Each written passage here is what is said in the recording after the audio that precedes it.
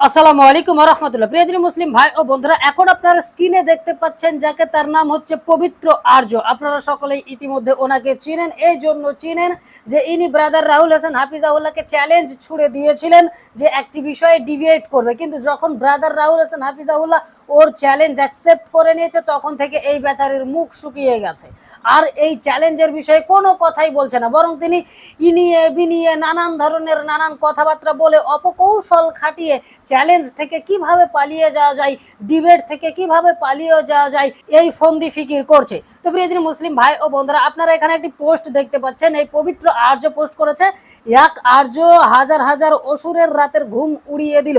Maybe এই আর্য এই পোস্টটা আসলে মূলত আমাদের দিনী ভাইদেরকে কেন্দ্র করে করেছে আমার মনে হচ্ছে। এই জন্য মনে হচ্ছে যে আমাদের দিনী ভাইরা অনেকেই তাকে কিন্তু এটা বলেছে যে ব্রাদার রাহুল তোমার চ্যালেঞ্জ অ্যাকসেপ্ট করে নিয়েছে, তুমি ডিবেটে বসো, কবে ডিবেট হবে, কবে ডিবেট হবে, বসো তুমি ডিবেটে।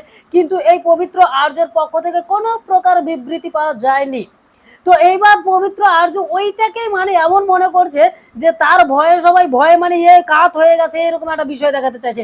কিন্তু পবিত্র আর্য নিজেই যে ব্রাদার রাহুল হোসেনের ভয়ে দিন রাত খাওয়া দাওয়া ছেড়ে দিয়ে একেবারে কাঠ হয়ে গেল শুকিয়ে, সেটা কিন্তু আমরা সকলেই দেখতে পাচ্ছি। কেননা তার যদি হিম্মত থাকতো, সৎ সাহস থাকতো, তাহলে তিনি এতক্ষণে ব্রাদার রাহুল হোসেনের সঙ্গে ডিবেটে বসতেন। ব্রাদার রাহুল হোসেন অনেক কথা বললেন তাকে নিয়ে যে আসো আমরা আলোচনা করি, একটা আমরা চুক্তিনামা করি, এই করি সেই করি, কবে ডিবেট হবে, কিভাবে ডিবেট হবে, কোথায় ডিবেট হবে, আসো এইসব বিষয় নিয়ে আলোচনা করি। কিন্তু এই পবিত্র দাস কোনো বিষয়ে মুখ খুলতে পারলেন না।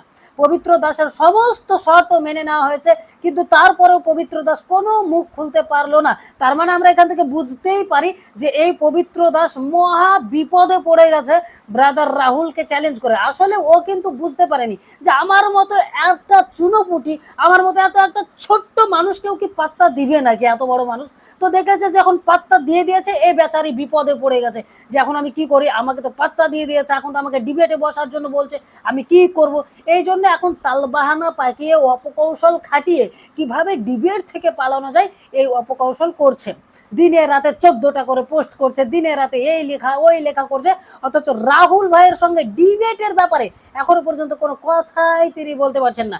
এ থেকে প্রমাণিত হয় যে পবিত্র আর্যর দম শেষ হয়ে গেছে, পবিত্র আর্যর হাওয়া শেষ হয়ে গেছে, পবিত্র আর্য ভয়ে ভীতু হয়ে গেছে, পবিত্র আর্যের রাত্রের ঘুম উড়ে গেছে ব্রাদার রাহুল হোসেনের ভয়ে। তো যাই হোক প্রিয় মুসলিম ভাই ও বন্ধুরা, আপনারা সকলেই ভিডিওটি চরমভাবে শেয়ার করে দিবেন যাতে করে সকলের কাছে পৌঁছে যায়। পরবর্তীতে দেখা হচ্ছে ইনশাআল্লাহ। আসসালামু আলাইকুম ওয়া রাহমাতুল্লাহি ওয়া বারাকাতুহু।